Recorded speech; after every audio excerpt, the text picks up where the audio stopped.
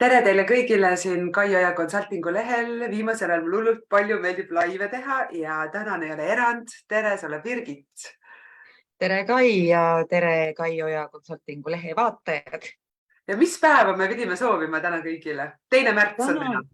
2. märts ja täna on rahvusvaheline raamatupäev, nii et head rahvusvahelist raamatupäeva. Kui te ei võta aega lugeda, siis võtke täna vähemalt mõni raamat kätte ja vaadake seda. Head rahvusvahelist raamatupäeva. Ja kui ma Birgitile välja pakkusin, et teeme 2. märtsi selle laivi, siis ta ütles, jah Kai, aga tead mis, siis on rahvusvaheline raamatupäev. Nii et see sobib ju ideaalselt, sest Birgit on autor, kirjanik, kirjutaja, mis iganes, copywriter, ghostwriter, mis iganes tiitleid me sulle panna saame siia.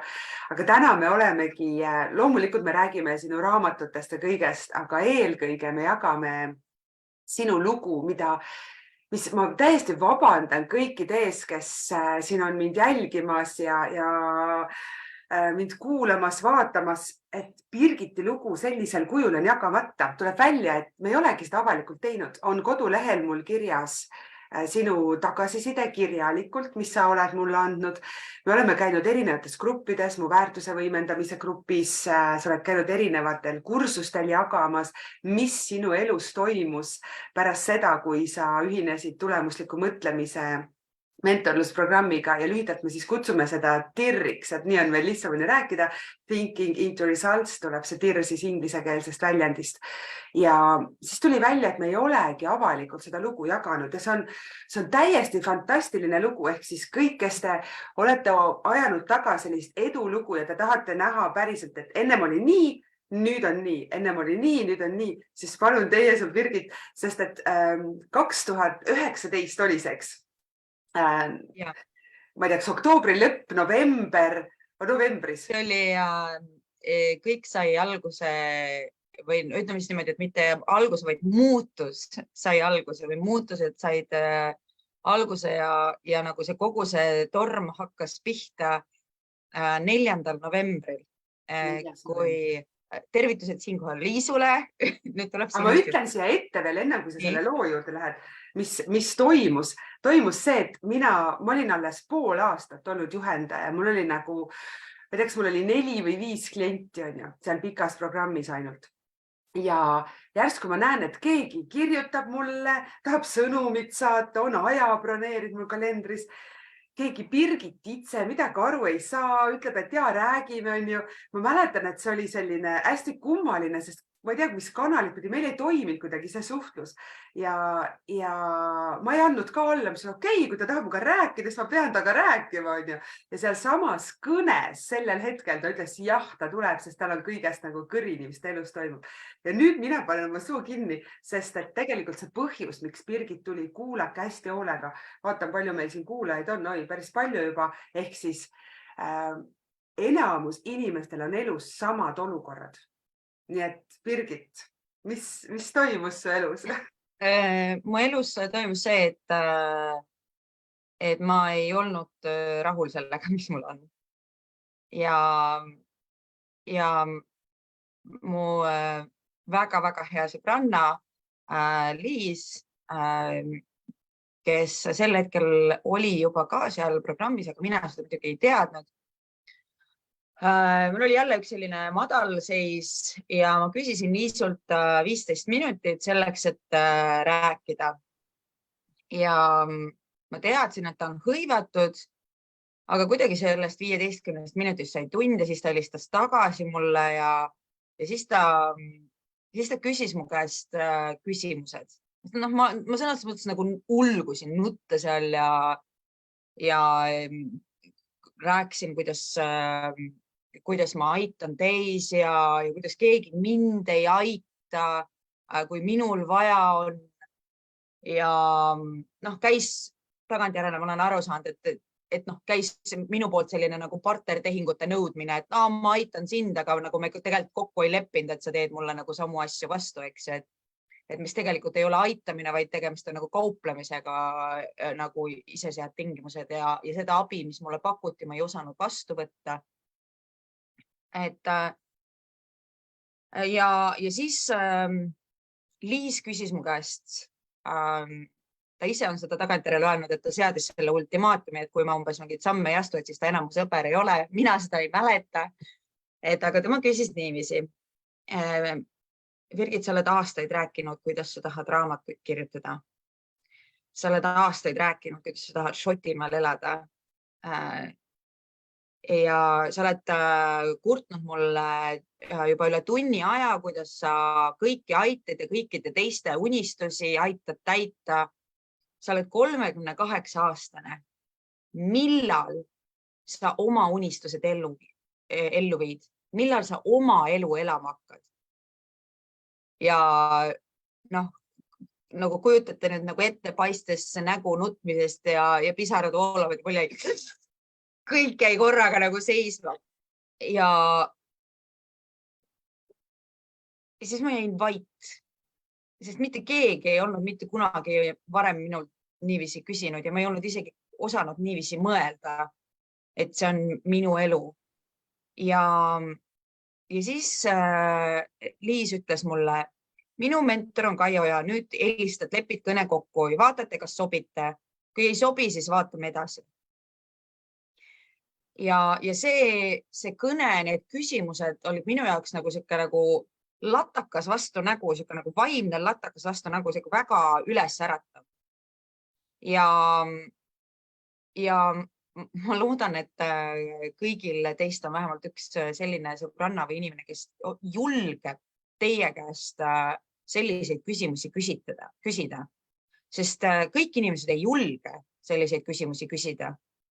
Aga selliste küsimuste küsimine on tegelikult sellise tõelise sõpruse tunnus vähemasti minu jaoks ja tõelise hoolimise tunnus. Sest väga tihti me lihtsalt ju patsutame pead ja lohutame, mida on ka vaja.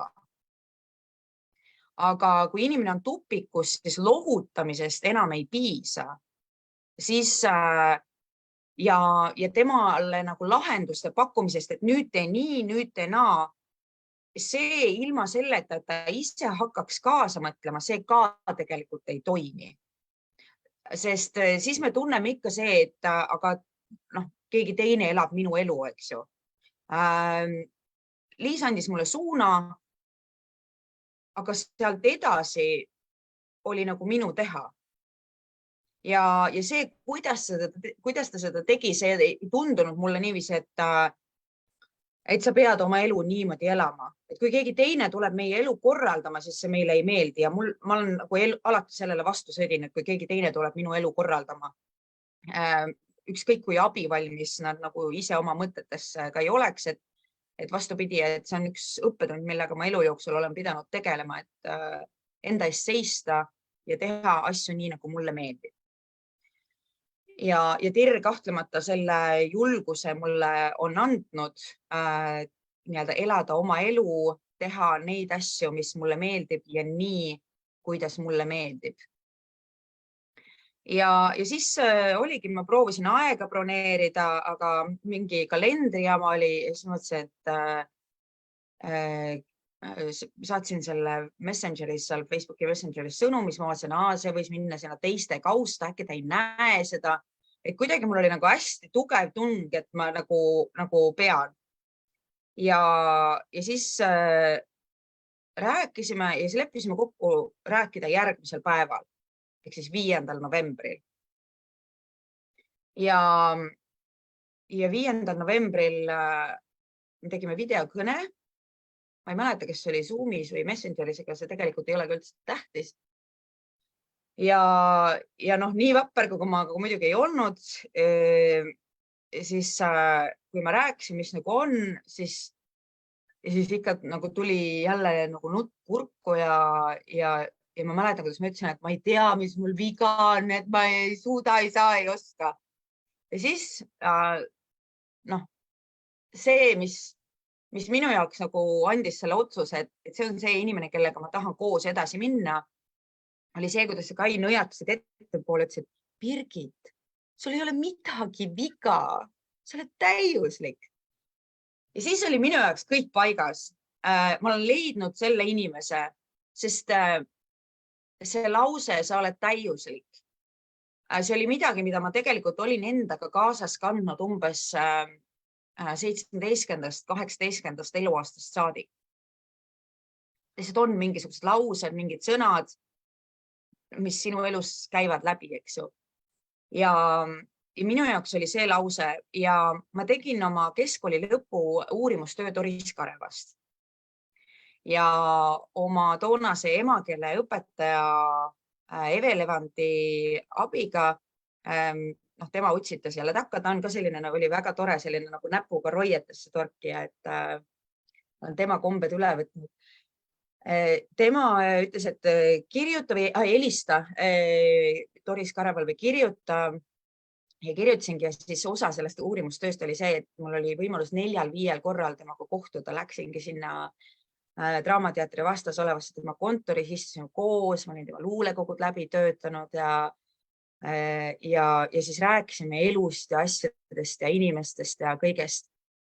Ja siis ühe selle vestluse käigus me seal oli ka öelnud, et aga keegi pole täiuslik või midagi sellist.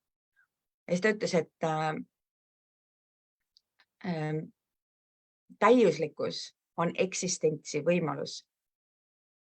Kui meil oleks midagi eluliselt olulist puudu, siis meid ei oleks olemas. Ja see andis mulle tiivad.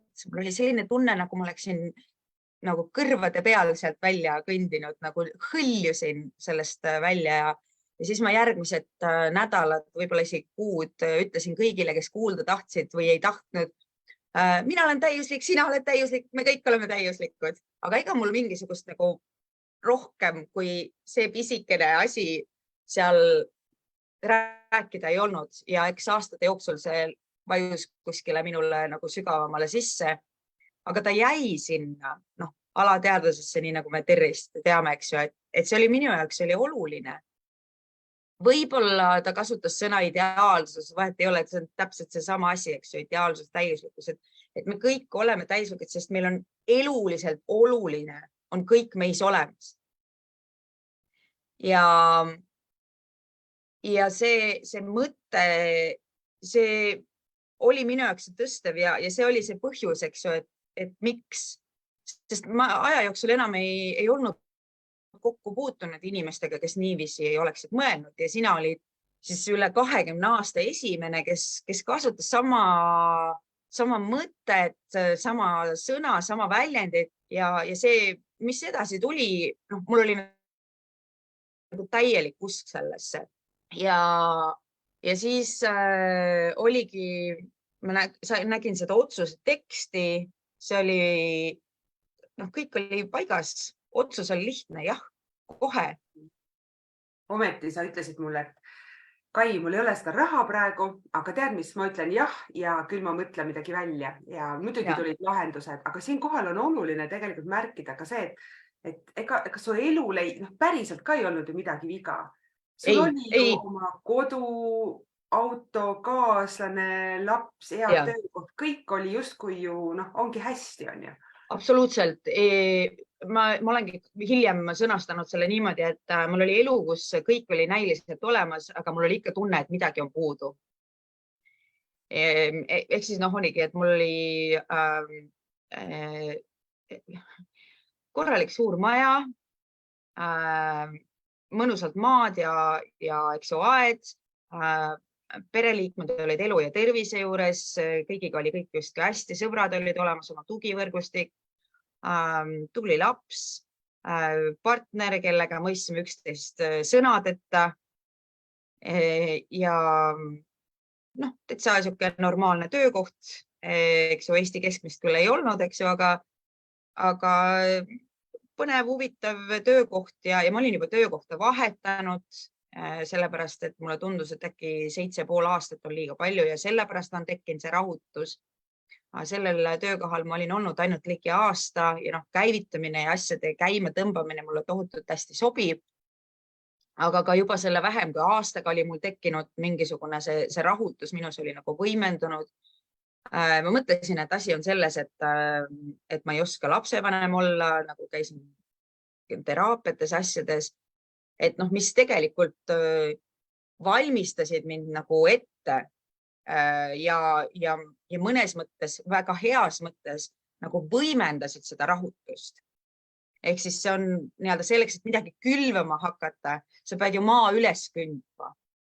Ja see kõik oli justkui nagu see kündmine ja kultiveerimine, eks ju, et mis on selle maa ettevalmistamine selleks, et sa saaksid need seemned sinna sisse visata.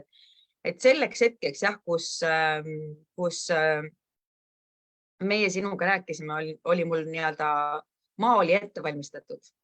See on tegelikult hästi huvitav on siit kuulates, me hakkame asja tuuma juurde alles nüüd mõnestes jõudma, on ju. Ja siis sa tulid mul mentorlusse ja hakkasid rääkima, kuidas su unistus on kolida Šotimaale ja ennem kui aasta läbi sai, me räägime on ju november, detsember, elas Birgit Šotimaal.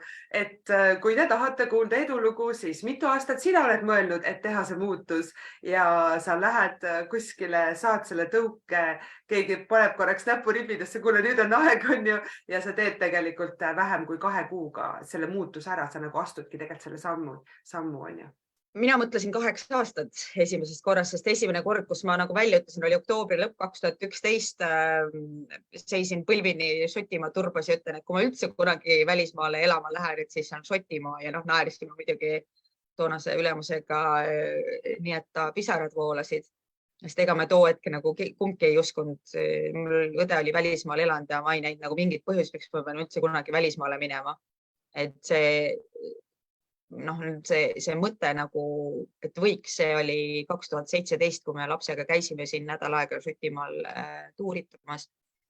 Aga jah, sel 5. novembril sai see eesmärk ja otsus paika ja ega ma ei mäleta, kuidas see vestluse käigus, aga et uut aastat juba tervitaks seal.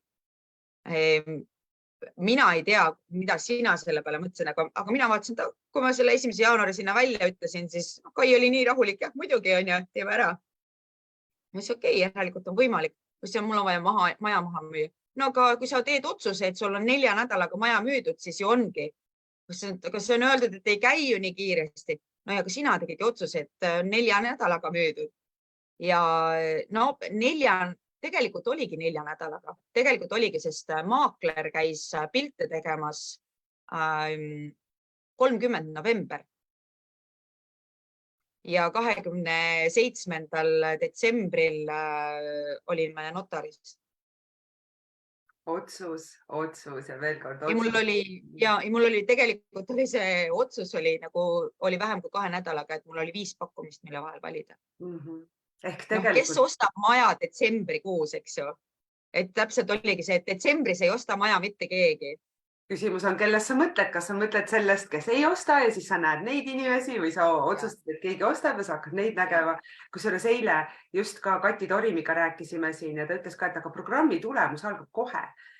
Ja sinul oli tegelikult sama, sa tegid kohe selle muutuse ära ja siis ülejäänud programmi ajal saidki nagu ise kasvada järgi kõigele sellele, mis muutus sa tegid. Et see tegelikult ongi see võlu, kes vähegi soovib seda muutust teha, siis ta ongi tark ja palub abi. Nii et need asjad ei käi nii kähku, mul on ikka siin aastaid vaja. Palju sul on aega? Küsimus on see, et mida sa tegelikult tahad on ja sa teadsid tegelikult hästi selgelt, mida sa tahad, kuigi sa ei teadnud täpselt, kuidas see saab ja toimima on. Jah, ja väga hea, et ei teadnud. Ja see on... Sest tol hetkel, kui ma seda tegin, siis hästi paljud inimesed ütlesid, et sa oled ikka hull julge, võtad lapse kaasa, lähed niimoodi ja 8 nädalat. Ja ma ei osanud selle peale midagi öelda, aga ma tagantjärele olen, et kõik käis nii kiiresti, et mul ei olnud aega kartma hakata. See on hästi oluline. Tee otsus, hakka liigutama, vii otsus ruttu täide, ennem kui sa üldse hakkad kartma. Enne kui sa sinna hirmu piirini jõuad ja siis hakkad mõtlema. Siis sa mõtledki üle, siis sa mõtled, ma nüüd siin mõtlesin, tegelikult ikka ei saa teha. No see enam ei ole sinu mõtlemine, see on juba sinu paradigma, mis tegelikult juhib sind. Nii et see on tegelikult üks mega suur asi, et sa täitsid unistuse, millest sa olid unistanud, mõelnud 8 aastat. Aga see ju pole veel kõik, siis alles läks trall tegelikult lahti, kui sa sinna kolisid. Selles mõttes jah, et nüüd tagantjärele vaadates ma olen aru saanud küll, et mida inimesed on mõelnud, kui nad on öelnud selle kohta, et sa oled ikka et panid ikka hullu täiega. aga hullult, ma ei oska öelda, et kas tegemist on hullu ideega või hullult ägeda ideega. Ma ise arvan, et pigem viimast. Et kui ma siia tulin, mul ei olnud ju mingit ettevõtluskogemust, nagu kui ma Eestis elasin, siis mul ema ikka utsitas mind takka, sa pead ikka oma kirjutamisteenust hakkama pakkuma ja kes selle paberimajandusega tegeleda viitsib, et see igasugused dokumendid, eelarved, asjad, lõpeta ära, kes sellega teha või? Ei, lihtsam on kellegi teise jaoks tööd teha. Ja siis tulin siia, käisin siin nendel networkingu üritustel ja paaril koolitusel ja siis veebruaris oli juba esimene luuletus. Kohalik raamatukogu tegi sellise e-raamatu, kus esimene luuletus avaldati. Märtsis oli Scottish Pen, mis avaldas minu jutustuse. Et ma nagu kuidagi hõljusin selle kõige peal ja tegin muidkui asju ja tagantjärele mõeldes, et nagu jah, et 2 kuud olin elanud ja et mul nagu oli seda julgust esitada neid töid ja asju, aga ongi see, et sa ei mõtle nagu selle peale, et kes mina selline olen. See õppimine andis mulle nii palju sellist tuge ja hoidis mu aju hõivatuna, et ma muul ajal lihtsalt ei tegelenud nende asjadega. Ja siis me märtsis, teame kõik, ma ei tea, millal Eestis see oli, aga siin läksid kõik asjad lukku märtsi lõpus. Ja eks ma muidugi kandideerisin siin tööle erinevatesse kohtadesse ja mul oli juba kutsevestlusele. Aga siis teatati, et riik pannakse lukku ja siis tuli mulle sealt vastu, et arvestades praegust olukorda oleme selle koha ootele pannud või selle nagu ametipositsiooni. Aprilliks oli juba nagu kõhus väike õõnes tunne, et mis nagu saama hakkab, sest see esialgne lootus, et paar nädalat ja siis on nagu kõik möödas ja läheb tagasi. See nagu siis tekkis arusaam, et see võib siin nagu pikemalt kesta. Aga siis kohalik, Eesti mõistes on need vist need arenduskeskused. Siin Business Gateway, kellega ma olin seal, kelle networkingu ma olin käinud, siis nemad võtsid ühendust ja nemad ikka utsitasid takka, nii et 22. aprill ma lõin oma kirjutamisteenust pakkuva ettevõtte. 3 nädalat hiljem oli mul esimene klient, pool aastat hiljem olid mul rahvusvahelised kliendid. Mis on siis aasta sellest, kui sa tegid otsuse tulla mentorlusprogrammi? Ja, isegi varem 11 kuud, et oktoobris ma juba tegelesin oma esimese rahvusvahelise ghostwritingu kliendiga, et aasta lõpuks olid mul kliendid Kanadas, USA-s, Šveitsis, Eestis.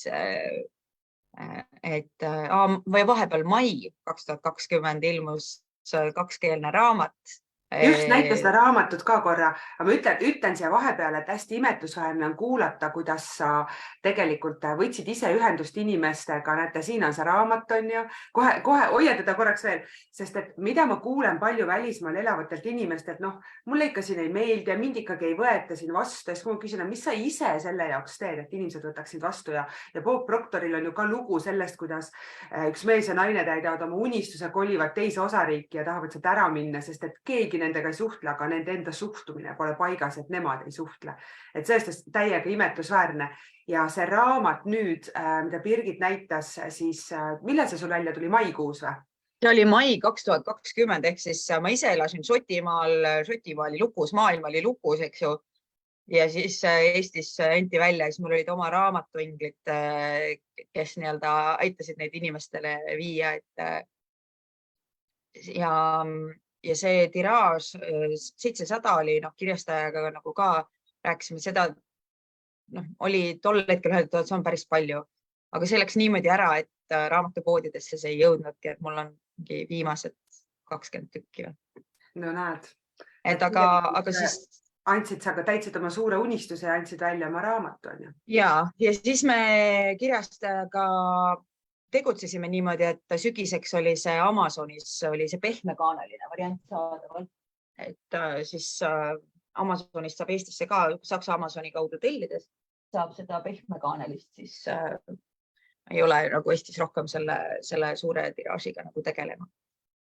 Ja siis tulid koolitused sinna juurde, et nii-öelda tasakesi läks, et samal ajal kogu aeg täiendasin ennast. Mul oli oma mentor, kellega ma olin vahetult kohtunud enne lockdowni algust, sest ta tegi Aberdeenis koolitust ja siis. Kirjutamismentor siis on ju? Ja kirjutamismentor ka.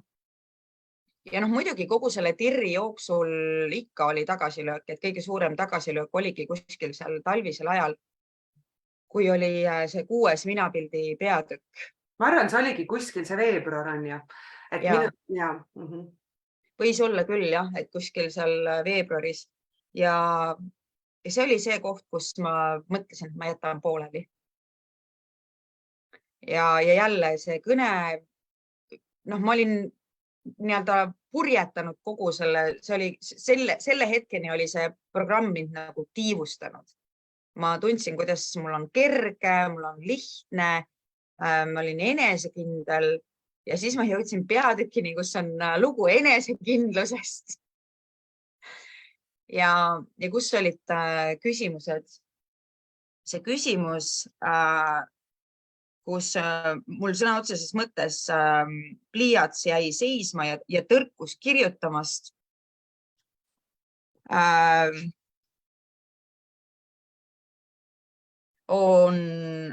Kes on sinu filmi tegelased, kas sa oled selle filmi peategelane või kõrvalosatäitja? Ja mina olin näinud ennast selle ekstrana, sellega, kes akside vahel läbi jalutab, kes on taustanäitleja. Et ma tahtsin olla nagu taustal tagaplaanil. See mõte, et mina olen peaosatäitja, see oli minu jaoks nii hirmutav, et mul sõna otseses mõttes tekkis paanikahoog. Ma tajusin kogu seda vastutust, seda tegelikku vastutust, mis mul oma elu eest on ja kuidas see, mis mu elus toimub, et see on minu teha. Et kuidas ma tegelikult olengi kõik osatäitjad, kogu see produtsent, see režissöör ja see peaosatäitja, kes näitab seda, mis mu elus on, nii-öelda seda enda rolli suurust. Ja see oli minu jaoks kohutavalt hirmutav, sest ma näitlemisega olin ju kokku puutunud, ma olin ülikoolis raadiorežiid õppinud. Nagu näitlemine on väga tuttav, et selles mõttes sealt ja isegi ülikoolis mul ei olnud mitte ühtegi peaosa olnud. Ma olin olnud kõrvalosatäitja, ma olin olnud taustal, ma olin olnud kirjutaja, mul nagu see mõte, et ma võiksin peaosa mängida. See oli nagu nii otseses kui kaudses mõttes minu jaoks nagu esimene kord, kus mul öeldi, et see on sinu roll. Ja see selles mõttes tõmbas nagu tooli jalge alt ära. Ja siis ma helistasin ja ütlesin, et kõik. Ja siis jälle. Okei. Nutta. Tee paus. Kaua sa nutta tahad? 2 nädal aega. Ja siis me leppisime kokku, et ma nutan nädal aega. Ja aletsen ennast. Ja siis ütlesid jah, aga et siis aletse ja nuta. Vaata, et siis nagu ja tee siis ja siis, kui sul on see nädal aeg läbi, siis vaata, kas hakkad kuulamisest või lugemisest, mida sul on nagu teha. Ega ma nüüd tagantjärele enam ei mäleta, kui kaua, mitu päeva, aga ma tegin selles mõttes pausi, et ma ei teinud mitte midagi. Natuke sul oli paus, jah, ma mäletan. Ja. Et see võiski olla nädal aega kuskil, kus ma ei teinud, sest iga kord, kui ma võtsin selle pastaka või pliiatsi kätte, siis mul jälle tunded tulid kõik ülesse ja leppida selle mõttega, et nüüd nii on, et ma pidin endale aega andma. Aga jah, see sinu lähenemine seal, et okei, kaua sul aega vaja nutmiseks on. et võta see aeg ja siit tegelikult ma saan mitu asja välja tuua. Üks asi on see, et kui sina oled punnid tagasi, et ei, mina ei ole siin peaosa või tegelikult oli see seotud ka natuke sellega, et mida sa endast kui naisest ja mida sa enda ilust arvad, see tuli sealt välja, on ju. Kui palju on inimesi, mis see ei olnud otseselt sinu teema, aga kui palju on inimesi, kes tahavad kaalus alla võtavadki, aga nad ei suuda enda mina pilte ei jõua järgi, et näe, nüüd nad ongi need kaunid, on ju. Et see mina pilt sul lihtsalt nii logises, on ju, ja tegelikult eks see 3 kuud, kuni selle mina pilt on programmi keskel seal, sa olidki pannud täie rauaga, ma ütlesin, et ma olengi vägev ja tahtejõuga, aga siis tuli see murdepunkt, sest sul oli nüüd päriselt vaja sellele otsa vaadata, aga sa pead endast hakkama nüüd ka arvama, et sa oledki vägev ja sa oledki selle sammu astunud. Ja tänaseks see asi, kes te meid kuulate, kui paljudel see tegelikult on ja täiega võite siia jagada, kas teil on ka nii, et see, mida te nagu peas räägite, ei, seda mina ei tee, see pole minu teema, siis tegelikult seda teil just on vaja teha. Ja tänaseks oled isegi ju modell, on ju, siin just Evelin kirjutab meile, et aga sa oled ju modell, ehk siis sa oled läinud lausa nii kaugele, et sa julged eksperimenteerida seal oma kehaga, mis meigid, soengud, poseerida, on ju. See võttis veel aega, see modellini jõudmine, et ma sel hetkel tegin endaga rahu, et okei, peaosatäitjad ei pea ilusad olema. Mõtlesin näiteks Charlize Theronile selles Koletise filmis, eks ju. Et ma nagu leppisin endaga selle, et ei pea olema nagu ilusaid, et tegin nagu kompromissi. Okei, ma olen siis peaosatäitja, aga ma ei pane nagu endale seda, sest ma päriselt ei arvanud ka, et ma olen ilus. Ma olin terve elu kuulnud seda, kuidas ma olen väga mehelik. Väga jõuline. Kui sa selline oled, sa ei leia endale iial kedagi ja sa pead olema naiselikum, sensuaalsem, pehmem, mida iganes, kõik need asjad päriselt. Ja siis see oli eelmise aasta aprillis, kui ma hakkasin koostööd tegema, oli siin pakkumine, et nagu teeme loomeinimesed koostööd, teeme mingi koostööprojekti. Ja siis nad otsisid nagu loomeinimest, kes oleks siis nõus ka modell olema. Ja jälle tegutsesin impulsi ajal, eks ju, panin ennast kirja enne ja sessioon oli rutem, kui ma oleks jõudnud ümber mõelda, et mingi 24 tunni jooksul, me pildistame homme. Okei, homme, selge. Selles suhtes. Ja siis olidki mul hõbedane ja kuldne dress kleit seljas. Ja kleidi vahetus toimus nagu keset linna, umbes nagu nii nagu oled vaadanud kunagi neid sarjad, üks alla teine peale, eks ju. Siis ja keset peatänavat umbes mingite graffitite nende ääres ja inimesed pildistavad, filmivad, siis mõtlesin, okei, see on tegelikult päris lahe. Ja siis, kui ma ja just see, et sa pead olema seal täiesti selles hetkes, et nii palju ma nagu teadsin, et sa pead olema seal hetkes sees, et mis iganes sa ei mõtle sel hetkel, see jääb pildile. Et kui ma olin Titega kodus, siis ma vaatasin ära kõik Ameerika supermodelli need. Ja mitte sellepärast, et ma oleksin sel hetkel mõelnud, et minust võiks saada mingi modell, vaid sellepärast, et mul oli endast väga palju koledaid pilte.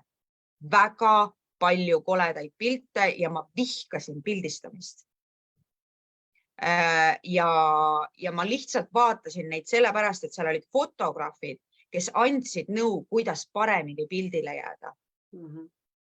Ja ma sain aru, selleks hetkeks ma olin aru saanud, et mitte keegi ei ütle mulle, kuidas paremini jääda. Ja niikaua, kuni ma ise midagi ei tee selleks, et pildile paremini jääda, niikaua ma saangi jääma neid koledaid pilte ja Te võin öelda, aga nii ongi. Mina ei olegi fotogeeniline, on ju.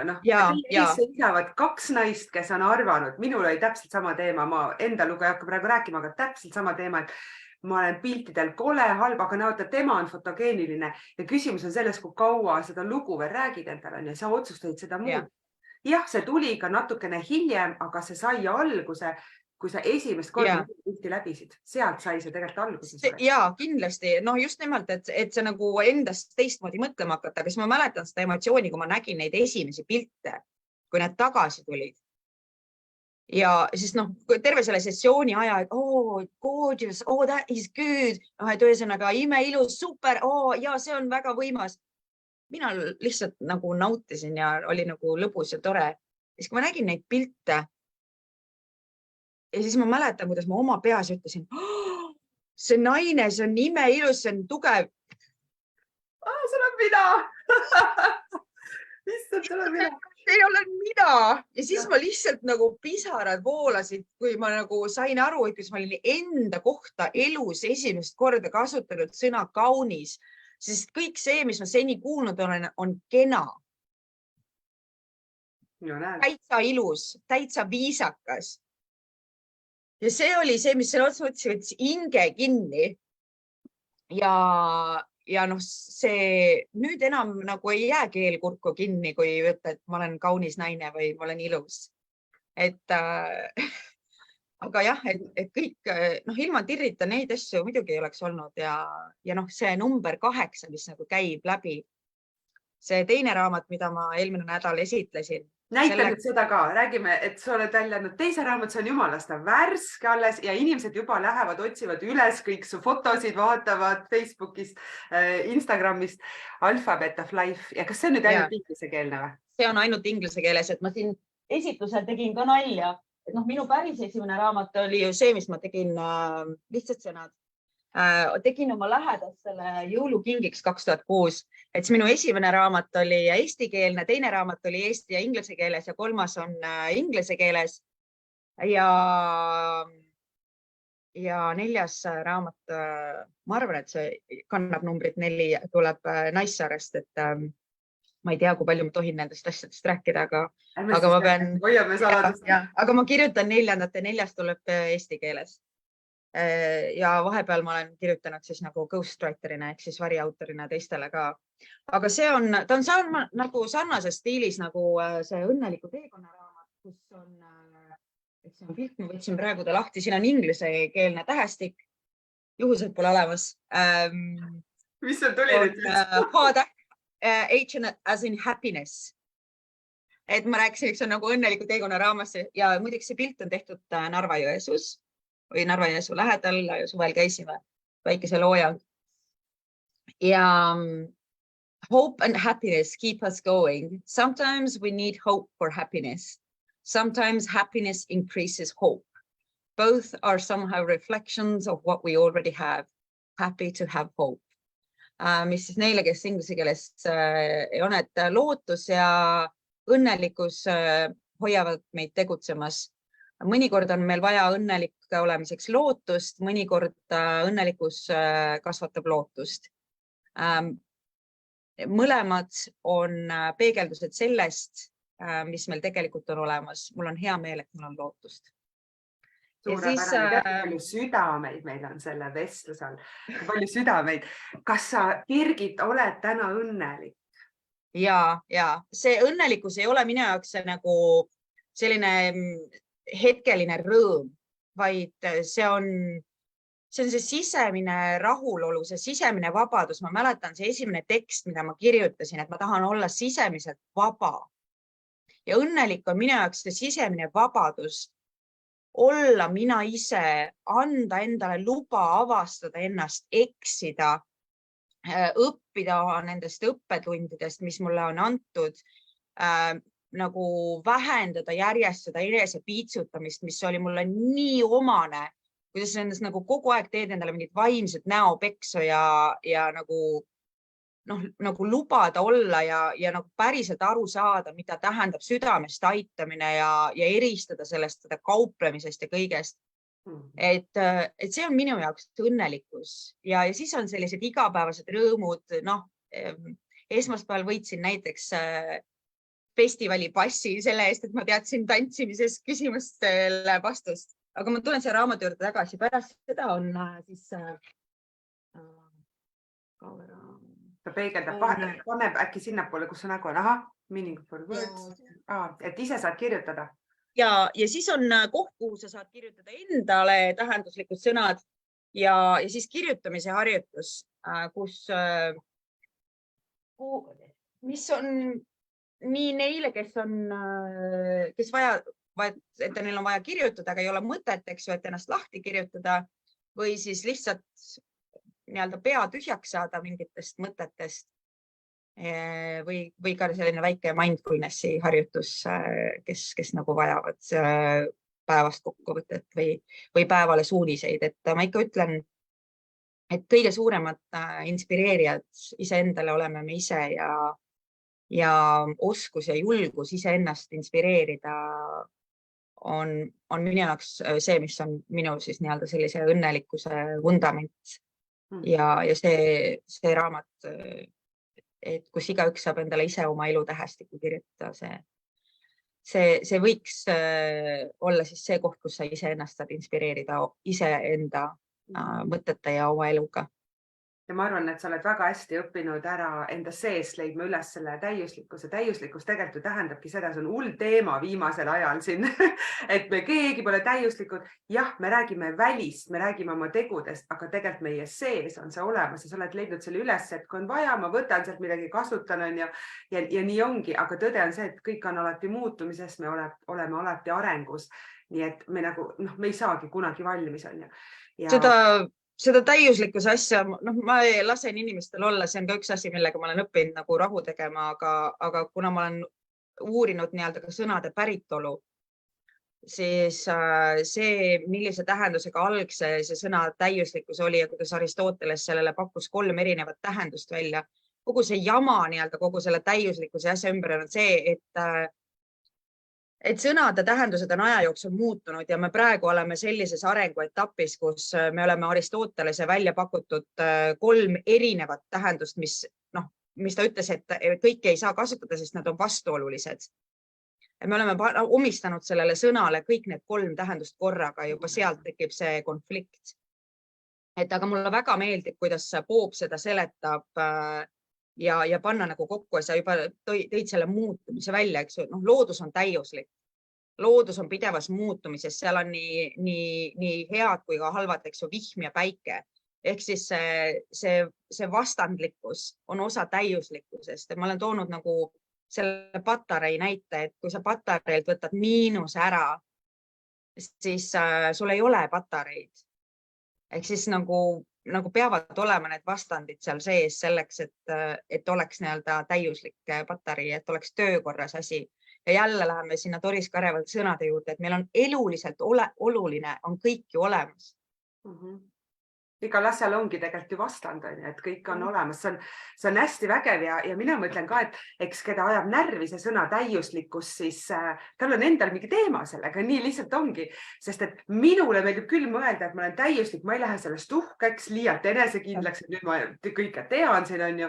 Vastupidi, ma saan aru, ahaa, kui ma midagi soovin, see on minu sees tegelikult olemas, et kas ma seda päriselt soovin ja saan välja arendada. Ehk siis see, kui ma kogu aeg ringi, jah, ma olengi ebatäiuslik. See kui täiega tekitab, kus jumala halba tunne, et see selles on eba ja mitte täies, mul on nagu mis asja on, et sellest ei ole hea tunne. Ja veel kord, eks ju, et see, kuidas nagu Doris Kareva ütles, et täiuslikkus on eksistentsi võimalus, et minu jaoks on seal, see paneb nagu kõik asjad paika.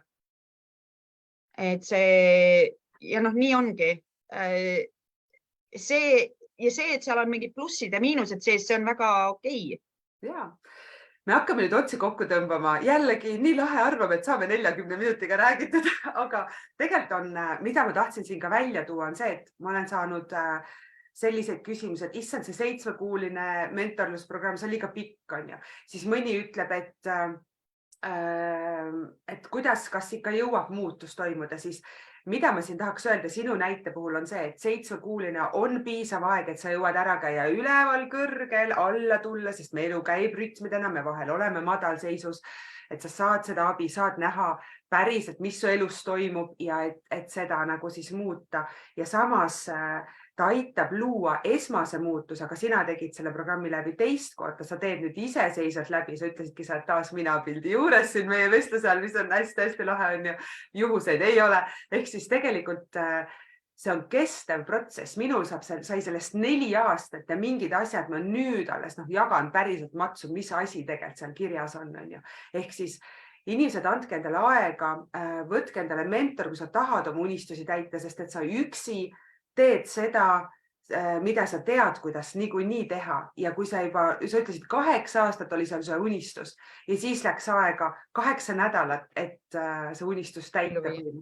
Ja eesmärk ellu viia. Ja mis ma veel ütlen, et ma alguses ka põdesin ja pelgasin seda grupis õppimist, et mul kuidagi oli nagu see, et mis seal on, nii-öelda nagu klassis on ju ja siis igaüks nagu teeb, aga tegelikult oli vastupidi, see grupis tegemine oli hästi innustav ja distsiplineeriv samal ajal. Ja teist korda samamoodi, et see ja need teiste inimeste vaatenurgad seal ja mingil hetkel ma mäletan, ma arvan, et esimesed 2 kuud ma ei julgenud ise mitte sõnagi öelda, kuigi ma olen väga sõnakas. Aga ma lihtsalt tundsin, et ei, mis mina siin olen, et midagi öelda.